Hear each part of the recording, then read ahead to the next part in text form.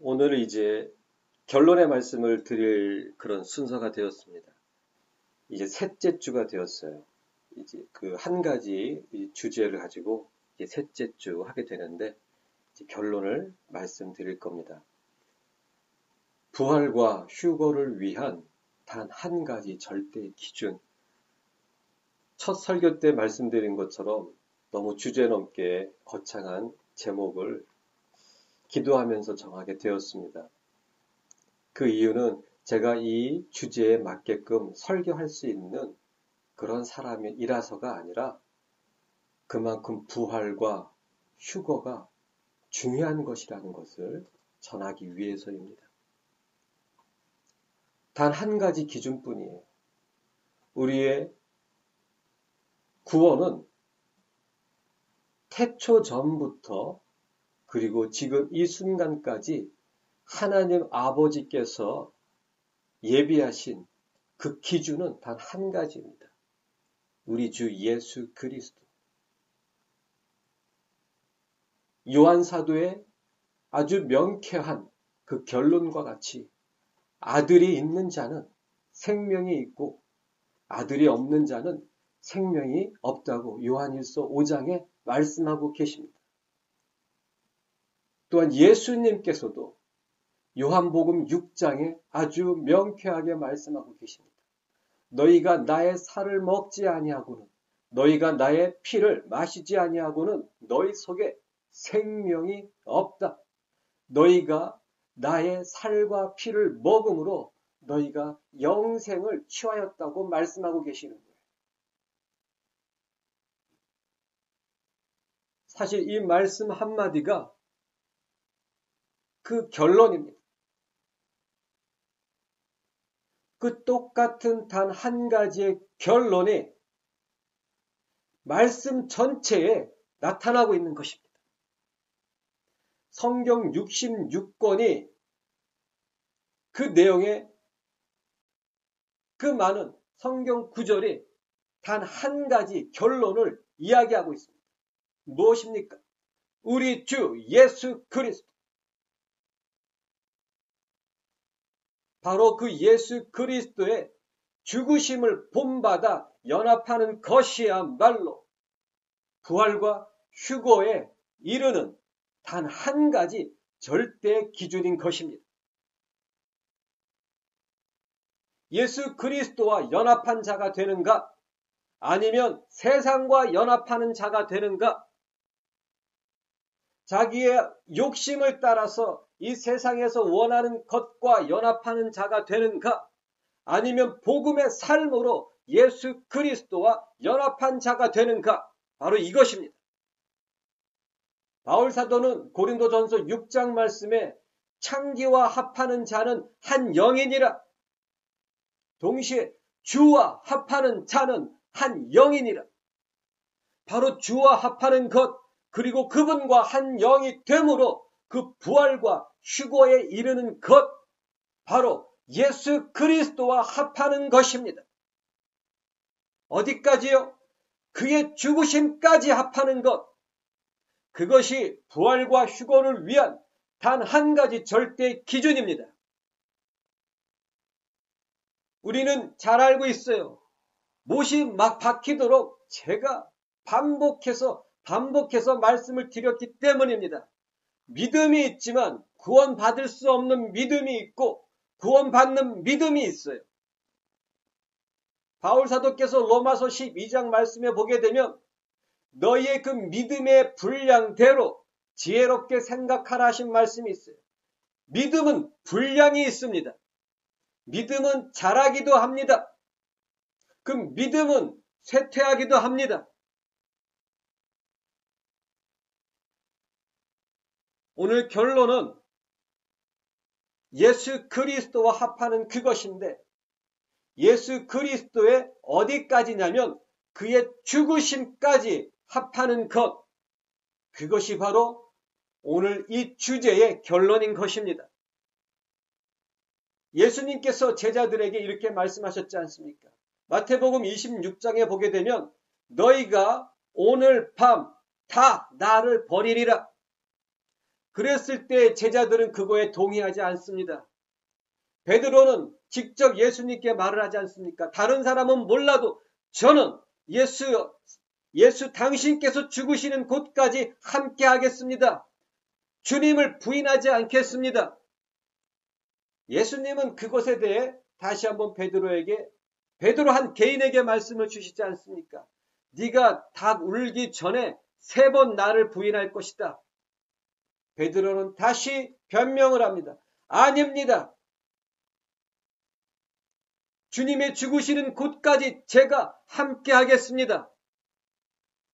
예수님은 더 이상 말씀하지 않으셨어요.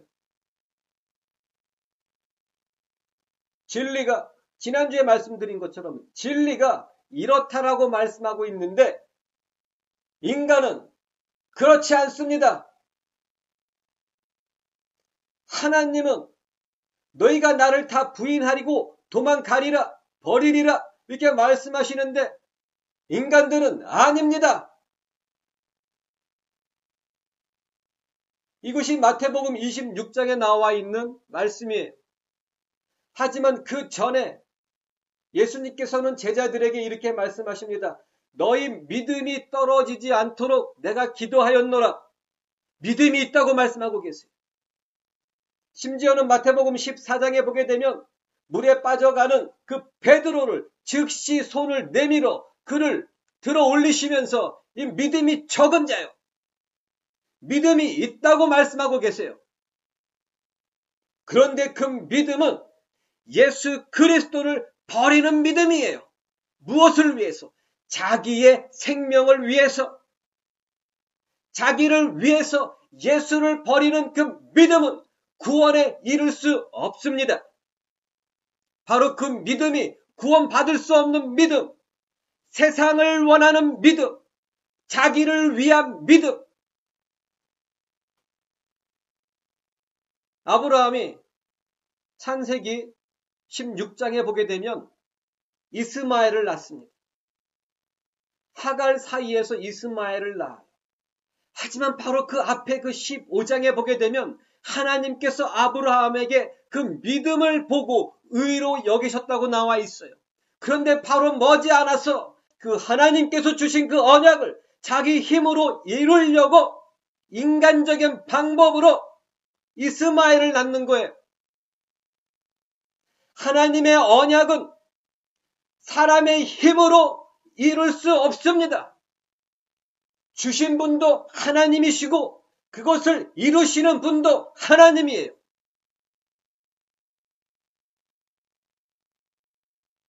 사람은 자기가 할 수 있다고 생각을 해요. 그것이 착각입니다. 자기가 할 수 있다고 생각하기 때문에 자기가 하나님이 되는 거예요. 그렇기 때문에 예수를 믿어도 자기를 위해서 예수를 믿기 때문에 그 제자들이 예수를 버리고 다 도망가지 않습니까? 믿었다니까요. 예수님께서 믿음이 있었다고 말씀하셨지 않습니까? 그 믿음은 구원에 이를 수가 없어요. 자기 생명을 자기가 살리려고 하는 그 믿음은 구원에 이를 수가 없습니다. 하나님께서 요셉에게 꿈을 주셨어요. 예언적인 말씀이었어요. 그런데 그 꿈을 요셉이 이룹니까? 하나님이 주신 그 언약을 요셉이 이루었습니까? 아니에요. 하나님께서 이루어 주셨어요.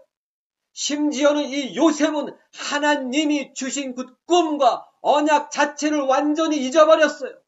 기억에서 사라져버렸어요. 창세기 42장을 나중에 꼭 읽어보시기 바랍니다. 이렇게 나와 있어요.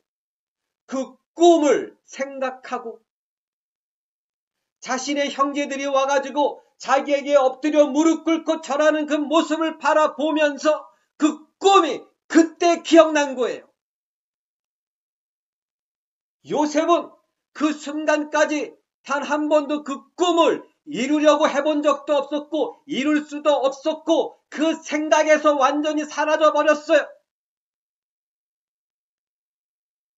믿음은 죽을지언정 하나님을 의뢰하는 것, 이것이 믿음이에요. 바울 사도가 왜 위대합니까? 하나님께서 그 바울 사도에게 주신 말씀대로 그가 헌신하고 순종하고 복종했기 때문에 그가 위대한 삶을 산 것입니다. 바울 사도의 그 삶의 모든 고백은 제 개인적으로는 세 가지 단어로 정리할 수가 있습니다. 우리 주 예수 그리스도를 위하여, 우리 주 그리스도와 함께, 그리고 우리 주 예수 그리스도 안에서. 십자가를 위하여, 십자가와 함께, 십자가 안에서. 이것이 바울 사도의 삶이었어요. 바로 그것이 예수 그리스도의 죽으심을 본받은 자의 모습입니다. 죽으면 죽으리라. 아브라함이 창세기 22장의 그 모리아 산에서 아들 이삭을 바치는 그 모습이 자신의 생명을 바로 예수 그리스도의 죽으심과 연합하는 모습이에요. 죽으면 죽으리라. 에스더도 마찬가지예요. 죽으면 죽으리라. 예수 그리스도를 깨닫게 되면 그분을 위해서 죽을 수 있는 그것이 얼마나 무한한 영광인지 알고 있어요. 그래서 그 예수를 위하여, 주인 되신 우리 주인을 위하여 죽을 수 있는 그것이 얼마나 영광이고 얼마나 기쁨인지 안단 말입니다.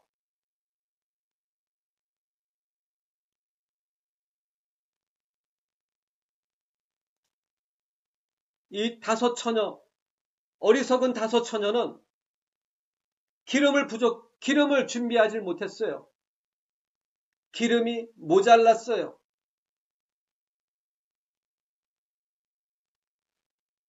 자기 생각으로는 이 정도면 충분하다고 생각했는데 결국 그 모습은 자기 생각으로 신앙생활하는 지금 대부분의 현대 교인들의 모습입니다. 자기 생각이 어떤 상황에서 드러나게 됩니까? 바로 예수 그리스도께서 더디 오심으로 인하여 자기 생각이 드러나는 거예요.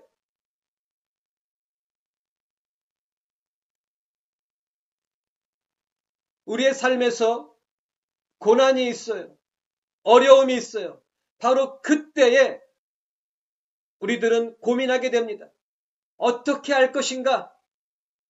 내가 거짓말 한번 하면 이 상황을 넘길 수 있는데, 내가 한번 배짱 부리면 이 상황을 넘어갈 수 있을 것 같은데,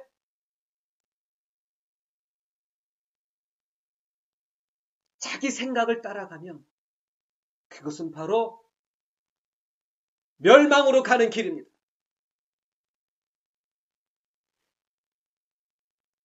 바로 그 상황에서도 오직 우리 주 예수 그리스도의 그 길을 따라가는 것입니다. 어떠한 손해가 있을지라도, 어떠한 더 큰 핍박과 더 큰 어려움을 당할지라도 말씀으로 가는 것, 그것이 바로 하나님께 영광입니다. 그리고 나중에 알게 돼요. 내가 잘했구나.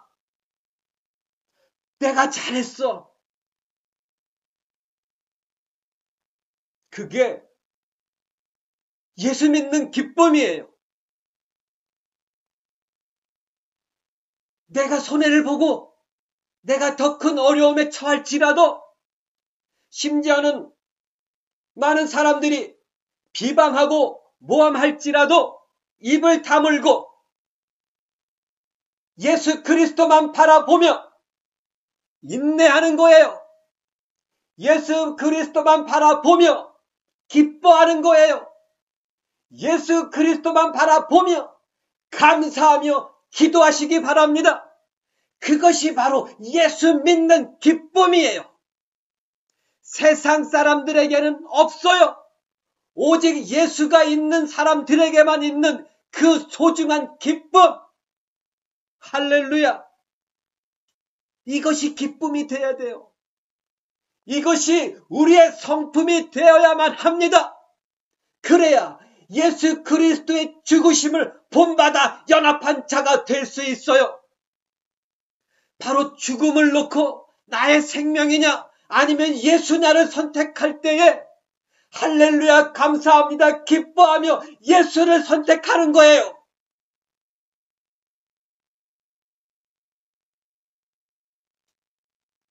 구원은 아브라함 때나 지금이나 7년 대환란 때나 동일합니다. 나의 생명보다 예수를 선택하는 거예요. 아브라함은 이삭이 아니라 여호와 하나님을 택했습니다. 우리도 나의 생명이 아니라 예수 그리스도를 택하는 거예요. 7년 대환란 때에도 자기의 생명이 아니고 그 양식이 아니고 편안함이 아니고 오직 예수를 선택하는 거예요. 그리고 죽는 겁니다. 얼마나 영광입니까? 예수를 위해서 죽을 수 있다니 이것이 얼마나 큰 기쁨이며 영광입니까?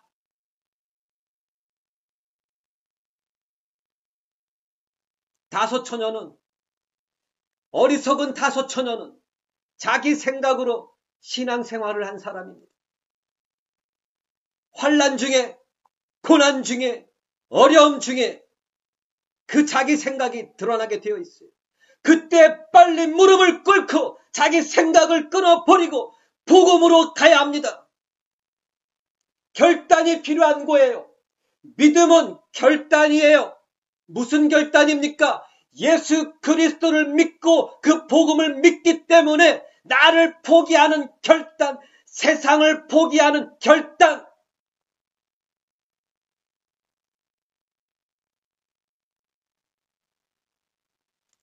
말씀해 보게 되면 이렇게 나와 있습니다. 8절 말씀에 등불이 꺼져간다고 나와 있어요. 등불이 꺼져가고 있어요. 모자라는 거예요. 기름이 모자란 것입니다.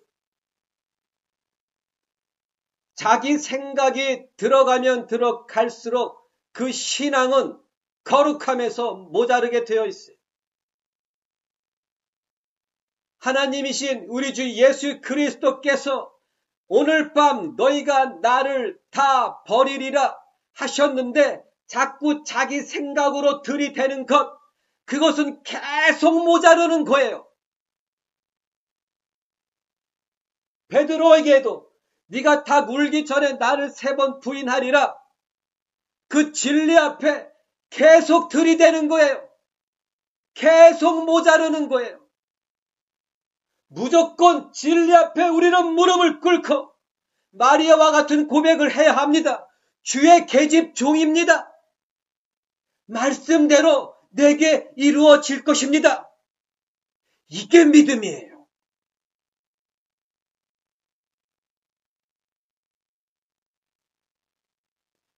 여호와 하나님, 우리는 당신의 피조물입니다.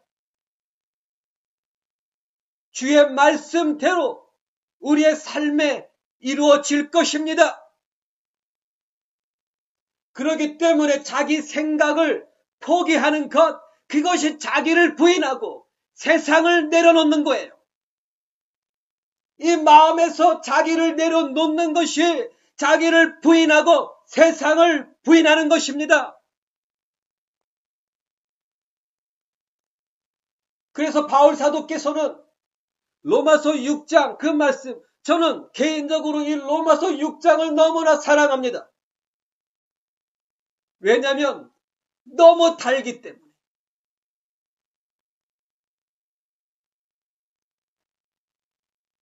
바울 사도는 로마서 6장에서 이렇게 말씀하시는 한 구절이 있어요. 내가 너희에게 전하여 준 바 그 교훈의 도를 마음으로 순종하여 죄에서 해방되어 의의 종이 되었느니라. 너무 중요한 말씀이에요. 모든 진리가 다 중요합니다. 이 말씀에, 그 말씀에는 우리에게 소망이 있어요.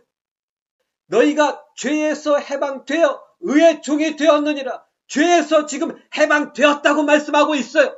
무엇 때문에 어떻게 해서 죄에서 해방되었습니까? 바울 사도는 이렇게 말씀하고 있어요. 내가 너희에게 전하여 준 바 그 교훈의 본을 마음으로 순종하여 이 마음에 하나님의 말씀이 진리가 우리 주 예수 그리스도가 우리의 마음으로 순종되어진 것, 하지만 우리가 마음으로 순종했다고 해서 삶에서 100% 완전하게 우리가 순종합니까? 그렇진 않지 않습니까? 그렇지 않을지라도 우리의 마음은 오직 진리가 우리의 법이 되어야 하는 것입니다. 진리가 나의 마음의 법으로 세워져야 합니다. 그것이 제가 항상 하는 표현으로 말씀이 진리가 예수 그리스도가 우리의 성품이 되어야 하는 것, 바로 그거예요. 그렇지 않으면 계속 모자르는 거예요. 자꾸 내가 나와요. 내 생각, 세상적인 것, 마귀가 뿌리는 것들이 자꾸 드러나면서 자꾸 예수님의 말씀하시는 그 진리에서 멀어지고 모자라게 되는 것입니다.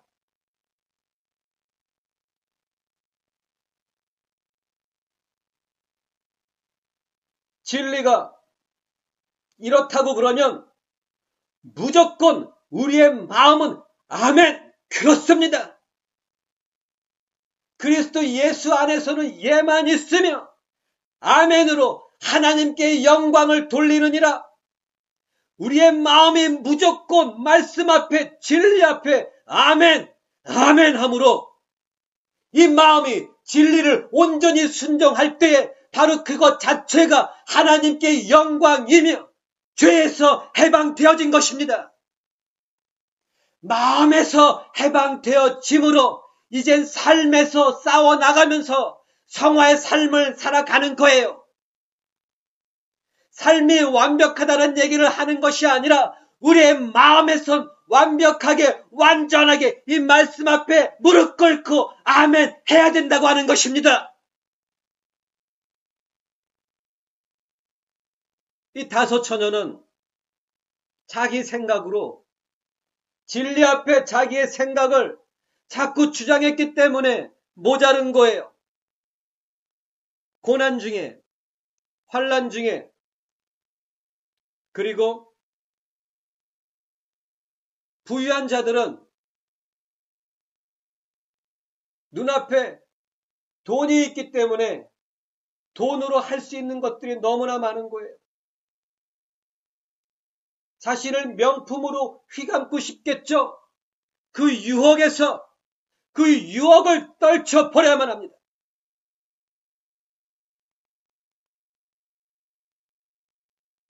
더 좋은 차, 이 세상에서 정말 값비싼 그러한 그 차를 타고 싶겠죠. 그 마음을 잘라내야 합니다. 그 생각을 잘라내지 못하면 모자르는 거예요. 그래서 제가 수도 없이 말하지 않습니까? 부자가 아니라 부자로 사는 자들은 천국에 들어갈 수 없다고 말씀드리는 그 이유가 모자르기 때문입니다. 자기 생각으로 예수님을 섬기는 거예요.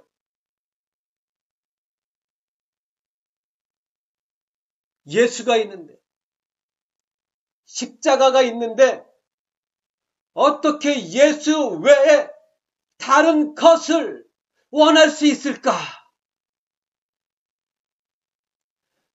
예수가 있는데, 그 십자가가 있는데 그냥 이 세상에서는 먹을 것 있고 입을 것 있고 마실 것 있으면 정말 충분하고도 남는데 왜 더 원할까? 그게 바로 욕심이에요. 플레오넥시아라고 하는 더 원하는 그 탐심, 바로 그것을 우상 숭배라고 말씀하고 있는 거예요. 어리석은 자들이여, 그 탐심을 내어 쫓기를 바랍니다. 그 탐심은 세상 쫓아가게 되어 있어요. 바로 그것은 마귀를 쫓아가는 겁니다.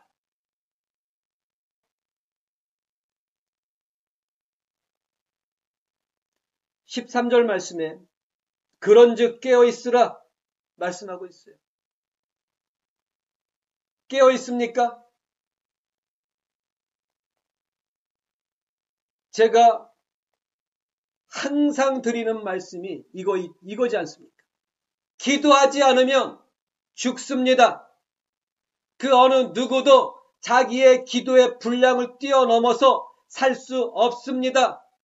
그 의미는 기도하는 그 내용 그대로 그 사람은 살고 있기 때문에 기도에서 무엇을 구하고 있는가? 세상 축복, 번영, 문제 해결입니까? 그 사람은 모자르는 거예요. 그 기도에서 오직 주 예수 그리스도만을 구하고 있는가? 그 기도의 내용이, 기도의 분량이 바로 그 사람입니다. 그 사람의 생각이 그러하면 그 위인도 그러하다라는 그 잠언 23장의 말씀과 같이 그 사람의 기도의 내용과 그 기도의 분량이 바로 그 사람이에요. 기도하지 않으면 죽습니다. 기도에서 세상을 구하는 그러한 기도의 내용이라면 모자릅니다. 누가 구원이 쉽다고 합니까? 마귀는 삼키고 하나님께서는 걸러내시는데 누가 구원이 쉽다고 합니까?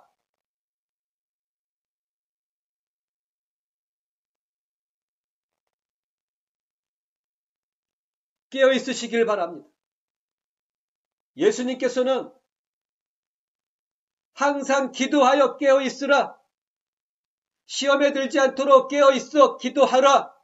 기도하지 않으면 잠자고 있는 거예요. 죽은 거예요. 아니면 죽을 거예요.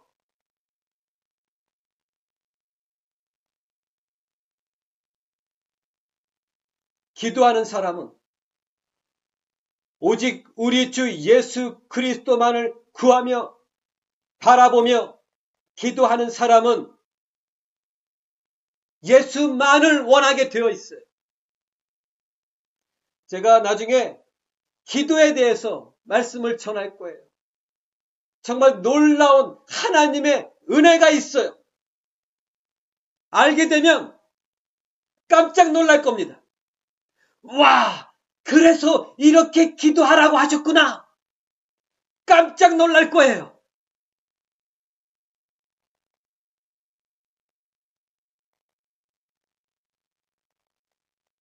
결론의 결론입니다. 바울 사도께서 빌립보서 2장에 이렇게 말씀하셨어요.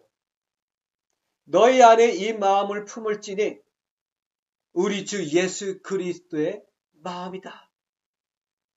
그는 사람의 몸으로 오시기까지 자기를 낮추시고 죽기까지 복종하셨으니 곧 십자가의 죽음이라. 바울 사도가 얘기하고 있는 그 포인트는 이것입니다. 너희 안에 이 마음을 품을지니 우리 주 예수 그리스도의 마음인데 바로 죽기까지 복종하시는 곧 그 십자가의 죽음에 그 마음을 품으라고 하시는 거예요. 결론의 결론이에요. 그리스도의 죽으심을 본받으라는 의미입니다. 죽기까지 예수를 믿어라. 죽기까지 진리에 복종해라. 정말 죽기까지 복종해라. 바로 너의 삶에 십자가의 죽음이 있어야 된다. 이것을 본받으라고 말씀하고 계시는 거예요. 죽으면 천국입니다. 죽으면 죽게 영광입니다. 죽으면 그리스도의 죽으심에 연합하는 것입니다. 죽음이 두려운 게 아니에요. 영광이에요. 감사해요. 저 시리아에서 이슬람 그 무장 단체인 그 IS가 총을 앞에 대고서 예수를 부인해라 하지, 그렇지 않으면 내가 너를 죽이겠다고 했을 때에 목숨을 포기하고 하나님을, 우리 주 예수 그리스도를 선택하는 그 모습이나, 지금 IS가 없는 그런 죽음 앞에 놓여있는 그런 핍박이 없는 우리나라에서도 정말 죽으면 죽으리라는 그런 일사의 각오로 세상을 끊어버리고 세상을 부인하고 나를 부인하는 그 삶이 바로 구원의 기준이라고 하는 것입니다. 중동 지역에서는 목숨을 걸고 신앙생활을 해야 돼요. 바로 칼 앞에, 총 앞에 우리의 그 목숨을 건 신앙이 드러나지만 이 세상 우리나라에서는 그렇게 드러나질 않아요. 하지만 하나님은 아십니다. 네가 생명보다 예수를 원하는지 아니면 예수보다 생명을 원하는지 하나님은 우리의 마음의 중심을 보시는 분이기 때문에 아세요. 네가 모자라다. 그것이 깨달아지게끔 하나님께서는 어떤 때는 고난으로, 어떤 때는 시험하신다고 나와 있지 않습니까? 템테이션이 아니라 테스트예요. 하나님께서는 너희가 나의 계명을 마음으로 지키는지 아니 지키는지 낮추시고 시험하신다고 말씀하고 있지 않습니까? 신명기 8장 말씀이에요. 너희가 마음으로 하나님의 계명을, 나의 계명을 지키는지 아니 지키는지 알려 하심이니라. 마음이 먼저예요. 마음으로 순종하는 것, 바로 진리가 우리의 성품이 되어지는 것. 그럴지라도 그것이 삶에서 우리가 완벽하게 말씀대로 산다는 의미가 절대 아니에요. 하지만 그럴지라도 우리의 마음이 진리가 성품이 되었을 때에 진리로 삶을 살다가 못할 때에 무릎 꿇고 회개하는 것입니다.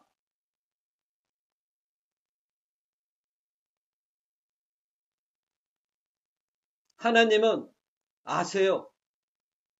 네가 모자라는지, 그래 네가 예수가 있구나. 내 아들의 죽음에 동참했구나. 하나님은 아십니다. 너희 안에 이 마음을 품을지니 우리 주 예수 그리스도의 마음. 죽기까지 복종하셨으니 곧 십자가의 죽음이라. 제가 아주 서두에 말씀드렸어요. 신앙은 십자가에서 시작되는 것입니다.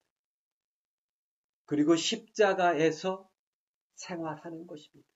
그리고 십자가로 와야 합니다. From God, through God, to God.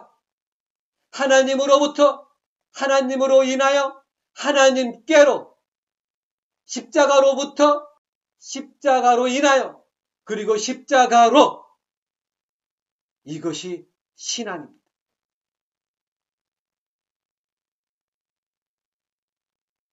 우리가 잘 알고 있는 한 가지 이야기가 있지 않습니까? IS가 총을 겨누고 있습니다.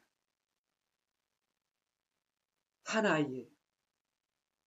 7살도 채 되지 않은 아주 어린 아이예요.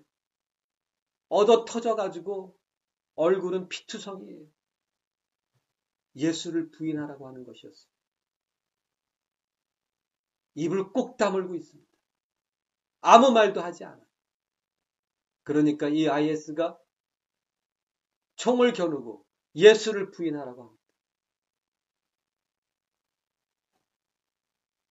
이 어린아이가 마지막 한마디를 합니다. 하나님한테 다 잃을 거야. 그리고 그 아이는 죽습니다.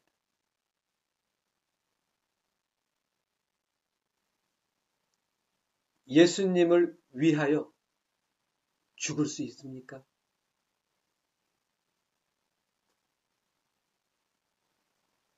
기도하겠습니다.